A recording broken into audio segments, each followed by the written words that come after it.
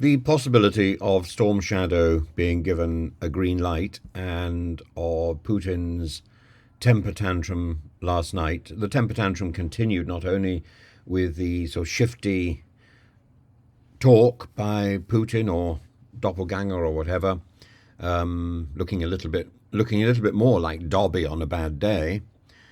The I mean, the whole point about Putin is that this is a man who tries to project images of masculinity, but in fact, he is essentially a coward. Last night I was talking about the weapon of choice. This is something that Agatha Christie used to propose, that poison is the woman's weapon of choice. I mean, it's a bit sexist, really, but her proof of this was the two famous poisoners from the ancient world, or from the Middle Ages and the ancient world.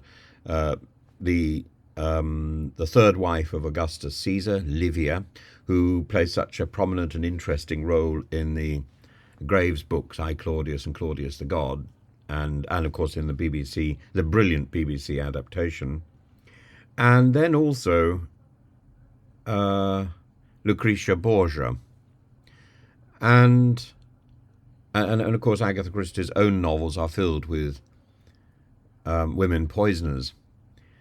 But I think the real word is not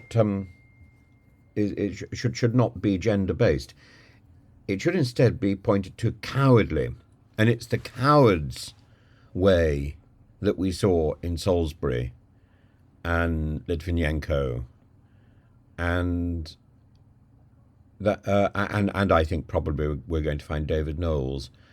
It's that cowardly, shifty reality, that the coward and the bully, they're the same person, and that is Putin.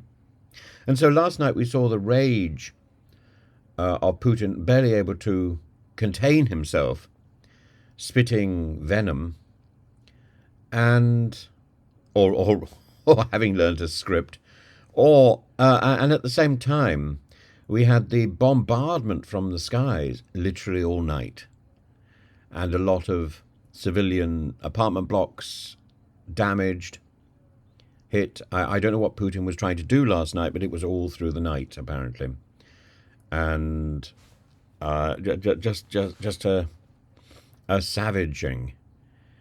And are the missiles a distraction for something else? Probably, probably.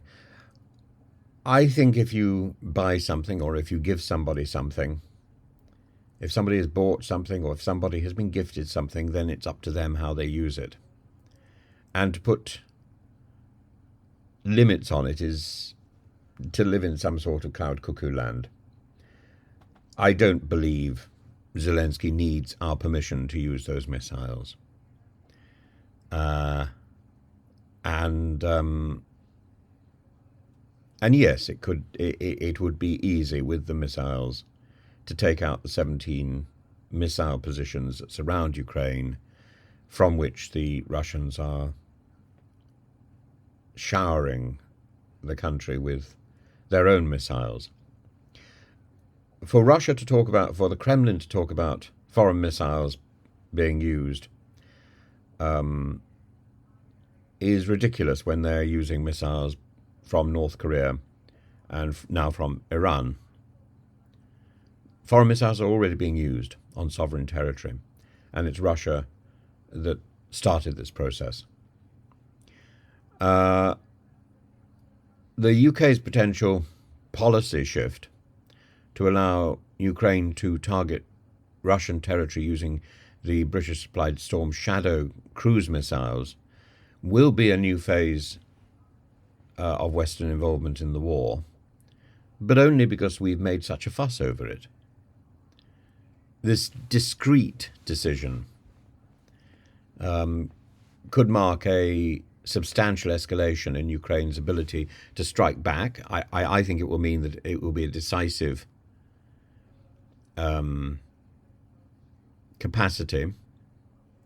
But But my hunch is that this is a distraction.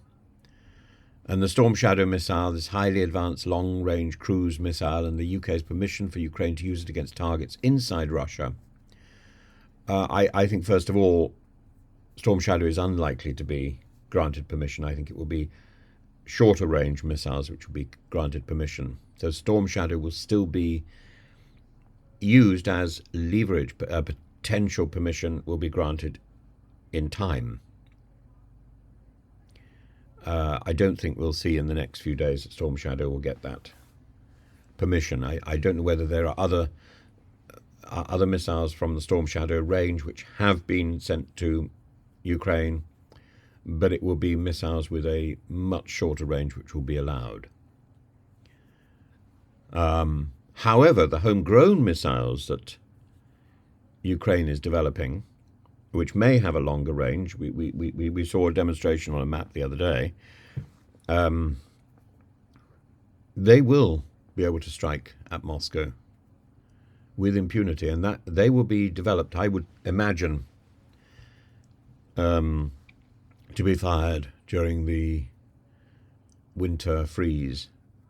And I think we're likely to see serious activity in the last few weeks of the fighting season once the clocks go back and the nights get longer and the mists roll in. And I think I think the real focus is going to be on Ukrainian tactics rather than Ukrainian defense, because the defense is it's something that I'm afraid is not possible on a permanent basis. Even with Israel's Iron Dome, it's not possible to defend yourself completely against a temper tantrum, and that's what we're getting from Russia. Kyiv has long appealed for the use of the long-range weapons against Russian targets, arguing that such strikes could disrupt Russian supply lines and military infrastructure, which they can, key to Moscow's sustained bombardment of Ukrainian cities and critical energy infrastructure. And the use of Storm Shadow missiles, which could hit targets up to 560 kilometers away, would give Ukraine the capacity to target airfields and command centers deep inside Russian territory, far beyond the current front lines. I don't think that permission will be granted. From a geopolitical standpoint, the UK's possible decision to ease these restrictions, which it won't do without American say-so, signals growing Western frustration with the lack of a breakthrough in the war, particularly as winter approaches and fighting is expected to intensify. Furthermore, Iran's missile supplies to Russia appear to be a critical factor in shifting Western policy. This new axis of Russia with Iran and North Korea is increasingly viewed as a threat to global stability, prompting a more robust response from Western powers. And the cautious approach, especially the involvement of the United States in reviewing the decision, underscores the high stakes of this potential escalation. And Washington's concerns are not only about provoking further conflict, but also the risk of advanced military technology, such as that found in Storm Shadow missiles, falling into Russian hands. And with reports of at least one missile already captured intact by Russian forces, this particular fear may have diminished, but it's still there. The meeting today with Keir Starmer and Joe Biden in Washington could be, or will be, a pivotal moment. Be in no doubt. Be in no doubt. This is what it's all about. Any public announcement following this meeting or during this meeting would likely clarify the extent to which Ukraine will be allowed to use Western-supplied weapons to strike Russian targets, potentially signalling a new stage in the West's support for Ukraine. But I would strongly suggest that it will be a staggered proposal, with the shorter-range missiles being immediately granted permission and the longer-range missiles being threatened should Russia try to take the conflict out of the present arena. And the potential UK decision to allow Ukraine to use Storm Shadow against Russian territory will represent a significant policy shift that could alter the dynamics of the war. I think it's self-indulgent of America and the Western powers to think that they need to give permission. These weapons are not freely given. They come with expectations, and it's we need to allow people to be free to use the gifts that have been given, and otherwise we are assuming that Ukraine is simply the pawn in a great chessboard, which it shouldn't be. We need to give Ukraine dignity, and we also need to respond to Russia's alliances and weigh up the risks of escalation. But the visit of the UK and the US leaders and the ongoing discussions on the future of Western military support to Ukraine will shape the next phase of this conflict and will establish a series of rules and expectations which would be difficult to obliterate even in the face of a Trump presidency.